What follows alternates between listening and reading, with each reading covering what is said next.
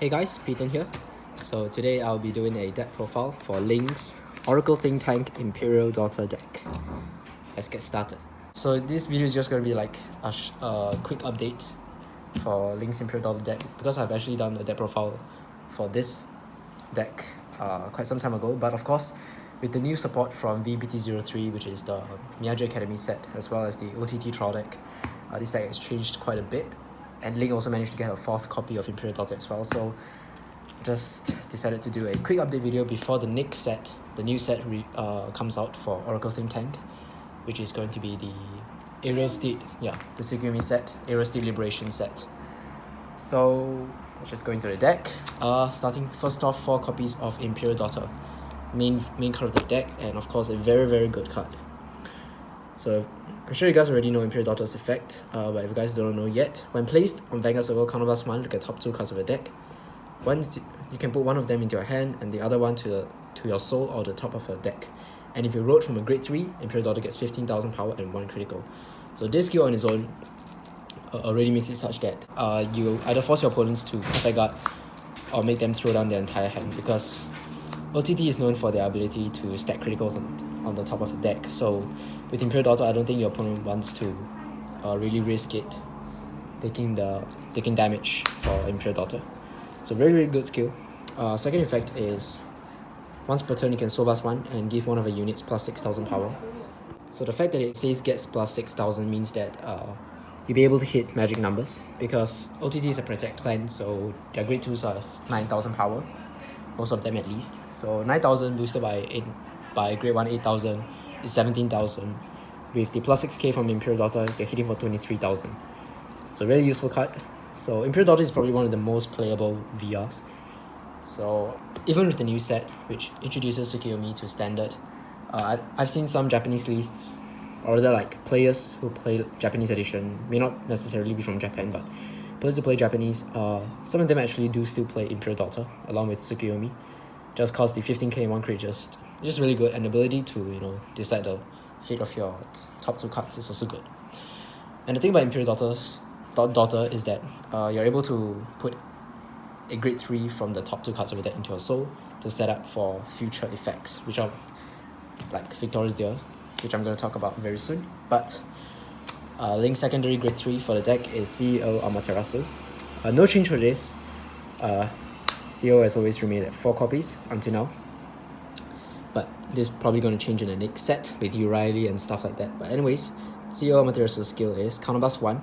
You can draw a card, activate it, draw a card, look at the top card of the deck, and decide its fate. So it goes to the top or the bottom. So very simple skill, but really good, really nice effect, allowing you to decide, allowing you to stack triggers, or also allowing you to maybe try to get key cards into your hand. And the draw is also really good. It's a +1 to your hand. Second effect is, when you look at your deck due to effects during your turn, this unit gets 5,000 power until end of turn. So this is what makes CEO really good, because CEO not only has a Vanguard skill, but it also has a Vanguard and Rearguard skill. So that second skill is the skill that can also activate on Rearguard Circle, meaning that CEO Amaterasu can be one of your high hitters for the deck. So CEO herself actually on Vanguard Circle sets off her second skill, meaning that she gets 5,000 because you look at the top cover deck, so she's 17. And if she's on a Rearguard Circle and you just happen to write Imperial Daughter, Imperial Daughter also looks at the top few cards of a deck, so that will give CEO a 5k buff as well. And as you know, OTT actually has quite a lot of cards that look at the top few cards of the deck, that look at the deck basically by effects, such as your Rectangle Megas, Cura Megas, which I'm going to talk about them very soon. So as well as Victorious Deer. So if you actually look at your deck 3 times in one turn, you can power up CEO Amaterasu by 15,000 power, meaning that should be hitting for 27,000 without boost, which is actually really good. So allows you to hit numbers. Yeah, it's a good card overall. And then the last grade 3 that Ling plays is the Finisher, Victorious Deer. Everyone knows this card. Very popular card. So once per turn, Vanguard Rearguard skill, soul blast 2 grade 3s and discard a card from your hand. You can look at the top 7 cards of the deck, reveal up to 2 critical triggers, put the revealed cards on the top of the deck in any order, shuffle everything else, and they go to the bottom of the deck. And 6 of the units gets plus 10,000 power until end of turn. It's quite a mouthful, but essentially you're just powering up your whole field by 10,000 power and stacking 2 critical triggers on the top of a deck. So you can definitely see why it's a finisher worthy card. This card is super good because let's say you stack 2 critical triggers and your opponent's at 4 damage, you can actually give it to your Vanguard is Imperial Daughter and you roll that turn, which means that Imperial gets 15k in 1 crit. You can actually make it such that your opponent cannot take any of your 3 attacks because all of them will have double crit. So super nice card. Just pulling out triggers. It's like a Soul Saver Dragon, but much easier to activate, in my opinion, and also can be scarier, especially if you do manage to stack the 2 critical triggers on the top of a deck. The reason that Ling is only playing 2 copies is because OTT draws quite a lot of cards and you have a lot of scrying abilities, which I'm going to not just from my grade 3s but also from my grade 2s and 1s. So it's not that difficult to get Victorious Day into your hand.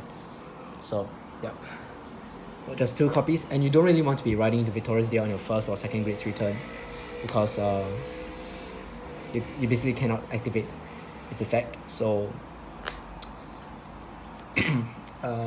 you really don't want to play too many copies because they can actually clog up your hand. But yep, we do play, so we just play 2 copies. Let's move on to grade 2s. For the grade 2s, Ling plays 4 Promise Daughter, no change from the previous deck. So a solid card overall. Basically, Promise Daughter can hit for 15,000 power as long as it attacks a Vanguard and you have 4 more cards in your hand, which is not that difficult to activate. And this ability can also activate both on Rearguard Circle and Vanguard Circle, meaning that if you ride Promise Daughter, you'll be able to hit Force Vanguards without boost. Yeah, and it's actually a magic number as well against Force grade 2 Vanguards, hitting for 15. And Promise Daughter also has a second passive ability, which is continuous on Rearguard and Guardian Circle. This unit cannot be retired due to opponent's card effects, but it can be chosen, it just cannot be retired. So just a nice little card to have in the Kagero as well as the Shadow Paladin matchup, ensuring that you have a card that can at least stay on the field. So for Promise Daughters, she's probably going to be replaced by some of the new cards that are going to come out in the next set, because those cards can hit for much higher power, and really the second effect here may or may not be that relevant depending on the upcoming sets and whether more clans are going to get retired abilities or not, because Promise Daughter can still be bound by effects from Ling Joker as well as Narukami, which are one of the top few decks in the current format. But still, there's Ling still playing 4 copies of Promise Daughter, and then 3 Rectangle Megas. So this is one of the new cards from Misaki Tokura's Trial Deck. It's not exactly that new now, but still considered quite new for OTT. So when placed on Rearguard, Counter Blast 1 and Soul Blast 1, you can look at the top 2 cards of a deck, put them on the top of a deck in any order, and draw 1 card. So I like the fact that it says you put them first before you draw a card, because it actually activates, draw effects that require you to draw a card, which we do play in this deck. So that's just a nice touch there. And so Rectangle Megas can power up Seo Amaterasu because she allows you to look at the top. Basically allow you to look at the deck through effects. So it's a really good card. On plays, you get a +1 to your hand and also decide the fate of the top few cards, allowing you to stack triggers or to try to construct the perfect hand, try to get your key pieces. Second effect is what makes Rectangle Mega such a strong rearguard. When your drive check reveals a trigger unit, this unit gets plus 5,000 power. So for each trigger unit gets 5k. So let's say you drive check into a critical trigger.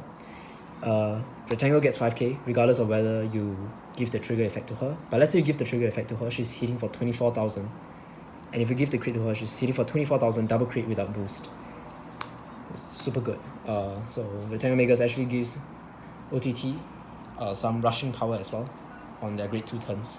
Especially if you know you have a trigger stacked on the top of the deck. So yeah, only 3 copies, I think, because Ling does have 4 copies. Ling actually has like more Rectangle Megases, but I think she's playing Only 3 because the deck can be a little bit counterblast heavy with things like CEO, Amaterasu, and Imperial Daughter, of course, as well as more cards to come.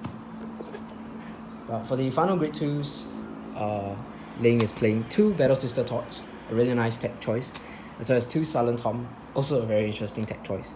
I will first have a look at Battle Sister Tot. So Tot has an 8k base grade 2 with the continuous effect. Vanguard Rearguard. If you have 10 or more cards in your hand during your turn, she gets plus 10,000 plus 1 critical. Can be pretty scary on a Victorious Deer turn, where you power her up by 10,000 from her own effect as well as Victorious Deer's effect. And she also has a built-in double crit. And if you manage to stack 2 critical triggers on the top of a deck with Victorious Deer, it can really scare the opponent. Yep. So 2 Tots. I think Tots can come in very handy in the Protect matchup, especially if you're up against like Angel Feathers or Oracle Think Tank, because the game can actually drag quite long and you can actually build up your hand size by quite a bit. So it's not that difficult to get 10 or more. Yep. And then lastly 2 Sound Tom. Sound Tom is a weird choice, but it has 2 effects. So Vanguard Rearguard, when placed, counterblast 1, it gets 6k. So I like the 6ks from Promise Daughter, from Silent Tom, from Imperial Daughter, because it allows you to hit magic numbers against force. And then second effect is continuous. During the battle that it attacks the Vanguard, your opponent cannot call normal units from hand to Guardian Circle. That ability can actually come in handy sometimes.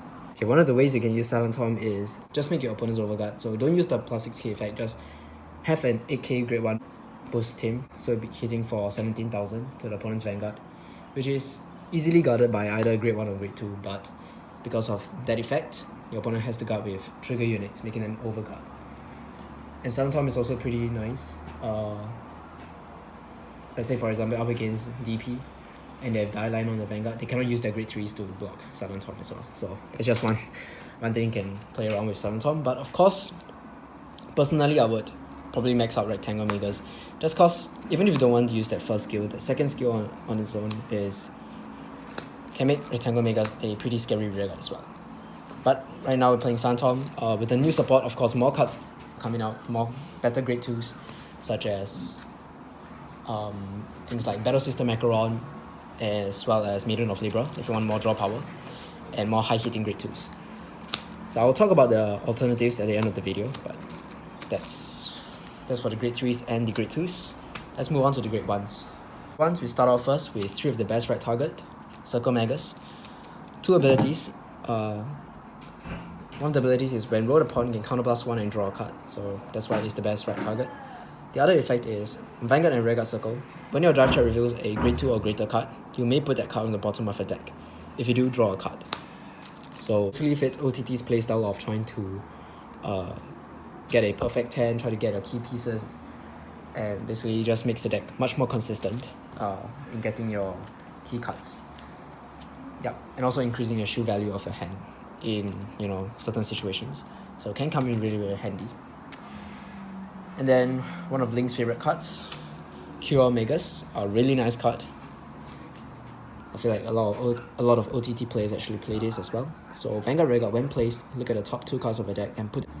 Okay, the next grade 1 is QR Megas, one of Ling's favorite grade 1s for the deck. So free skill, requiring no counterblast whatsoever.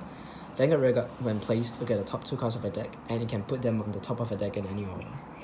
So it's a nice right target as well, and also a nice call target. I mean, it's free, there's nothing to not like about this card.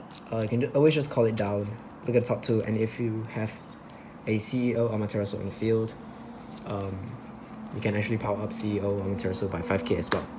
It's a really nice card. Can come in very handy, the Scry, allowing you to, rearrange your deck, ensure that your triggers come out in the right time, or draw triggers, activate, stuff like that. So yeah, 4 copies of that. You can get that in the trial deck. And then 3 copies of Oracle Guardian Gemini. So especially if you want to be spamming skills like Circle Megas, Rectangle Megas, Imperial Daughter, as well as CEO, Amaterasu. All these cards require counterblast. And it's always nice to have counter charges in the deck. And OTT actually has access to one of the best counter charges in Standard, because it doesn't really have that much of a restriction. All you need is just 3 or more cards in the damage zone, which isn't that difficult. and it's not like you need like no face-up cards in your damage zone or whatsoever. Yep, activated. If you have 3 or more cards in the damage zone, just send Gemini into the soul and countercharge 1. Use up soul for if you want to use Imperial Daughter skill or Rectangle Magus' skill, and yeah, just countercharges for you. And then the last great one that Ling plays is Will Crane. Now this is a very interesting card that came in the trial deck, Misaki Tokura Trial Deck.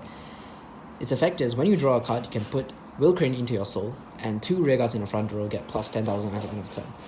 Now this can actually activate mid-battle, for example with Circle Magus. So let's say you have Will Crane behind your Vanguard circle, and then you use Will Crane first to boost your Vanguard, and you somehow manage to drive check into a draw trigger, or maybe you stacked it on the top of the deck with cards like Cure Magus or Rectangle Magus. So let's say you drive check into a draw trigger, and then you draw a card due to draw trigger.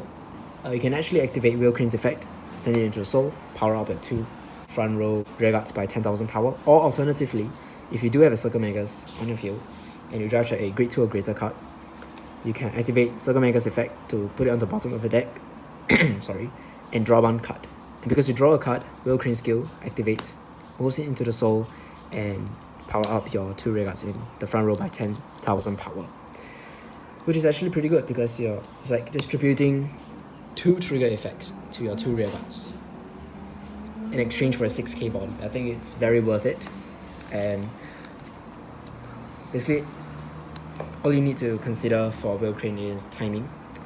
Yeah, and it can actually make the Victorious Deer final turn even more scarier, because the power of the rear guards can suddenly go up like during mid battle phase as well. So that's for the great ones. Let's move on to the triggers. I feel like OTT is one of the more standard trigger lineups. It's just 8 crits, 4 draws, as well as 4 heals. So the thing about OTT is that you actually draw enough in the deck already to justify not playing that many draws. Instead, you can actually focus on playing more crits, and actually having more crits is good for the deck because it allows Victorious Deer's skill full effect to be, you basically maximize the chance of getting a critical trigger from Victorious Deer's own effect. And having more crits means that you'll be able to, add on to the offense power of OTT. OTT already is a pretty defensive clan. All they need is a bit more boost to the offense, and they can actually become a very scary and consistent clan. So 8 crits, 4 draws, 4 heals. With the new set, a new crit is going to be released, Battle Sister Ginger. So we're not sure whether Ling wants to up the number of crits in the deck and maybe reduce some of the days, because since this deck is a protect deck, you already have access to protect gift markers. So you don't really need that many PGs in the deck as well. And also you can always play the grade 1 PG if you do have space in grade 1 slots, so allowing you to play more crits. And with OTT's ability to look at the top few cards of the deck and decide their positions, the deck actually works much better with crits, meaning because your crits have higher chance of activating. So I fought against Ling many times with the OTT, and there have been many games where she just crit me for both grade 1s and 2s just because she was able to look at the top few cards of the deck and decide where those cards go. So yep, 8 crits, 4 draws, 4 heals. That's the trigger lineup. And just to show off her protect gifts, 4 Misaki ones, 1 pentagonal and 1 hexagonal. Alright, let's talk about the possible alternatives that you can play for this deck. That's the starter, I forgot to mention. It's the basic standard starter when rolled upon draw a card. So for alternative grade 3s, I think Hexagonal Magus is one nice card to look at. So when placed on Vanguard, counterblast 1, you can look at the top 2 cards of your deck, put them on the top of the deck in any order and draw a card. So essentially it's like a grade 3 version of Rectangle Magus. Second effect is when a draft chat reveals a trigger unit, she gets plus 5,000. So just like Rectangle Magus. So if I would remove a card to put in Hexagonal Magus, probably CEO Amaterasu. I mean, both cards have their own niche, both cards have their own effects, have their own benefits, have their own users. So, yep. I mean, it's just an alternative that you can possibly play. Alright, Hexagon Omegas. Let's move on to grade 2s. Possible cards you can play is Battle Sister Choquette. It's a common from Miyaji set, Booster Set 3. So when placed on Vanguard and Rearguard Circle, Soul Blast 1, look at the top 5 cards of the deck, reveal up to 1 grade 3 from among them and put it on the top of the deck. Shuffle the rest and they go to the bottom of the deck, and Choquette herself gets 5,000 power, meaning she hits for 14,000 if you use the skill on both Vanguard and Rearguard Circle. So she essentially allows you to hit Force Vanguards at grade 2 and even Force Vanguards at grade 3. So yeah, pretty decent card. Adds consistency into the deck, allows you to draw into key grade 3 pieces, because for this deck you absolutely don't want to write into Victorious Deer or Imperial Daughter first. Imperial Daughter is okay if you write into her first, but of course her full effects are unlocked if you write into her second, as a second grade 3 onwards. So Choquette adds consistency into the deck for your grade 3 writes and stuff like that. So that's a possible card you can play. I think another card that I do see some players playing will be Battle Sister Orange Jet, which I currently do not have the card because it's with Ling, but I can put a picture on the screen right now. So Orange Jet is just the 12k vanilla for OTT that a lot of Protect clans are already getting. So it's a very interesting card because it is sort of like an anti-rush card. It makes your opponents, like especially Force players, to have to commit more to the field in order to hit your Vanguard. So 12k base, their Vanguards are at 10k base, so they have to call one extra card down from the hand if they want to be able to hit your Vanguard. But the thing about Orange Jet is that she doesn't have any shield value, so she's useless as an interceptor, except if you're playing Protect 2, then of course she gets plus 10,000 when she intercepts. And one of the justification that people have with playing Orange Jet is that she can act as discard fodder as well. So, because she's really only in people's decks for the grade 2 ride, which I feel is not that consistent. And honestly, I feel like, you know, the other grade 2s are much better options. But of course, Orange Jet is still an option. An option is still an option. So yeah, that's one of the cards you can play for grade 2s. Let's move on to grade 1s. Miko of Elegance Fumino. This is essentially the grade 1 version of Battle Sister Choquette there. So I've already explained Choquette's skill, so it's the same skill, except that Fumino gets plus 2,000 instead of plus 5,000. But still it allows Fumino to hit all forms of grade 1s and grade 2s, except for the 12k base grade 2s. But it allows Fumino to attack like Force grade 2s as well. So more attackers, more offense, and more consistency if you play her. So both of those cards are actually really interesting cards that you can actually consider playing. So essentially they're grade 3 searchers, but if you don't get the grade 3s, then you've just lost his soul, which I wouldn't say is too precious in the deck, because you do have like cards that can soul charge. As of now, we have Oracle Guardian Gemini, and in the next few sets we have cards like White Hair of Inabar as well. So yep, those are the main cards I would look at for alternatives, as well as Orange Jet.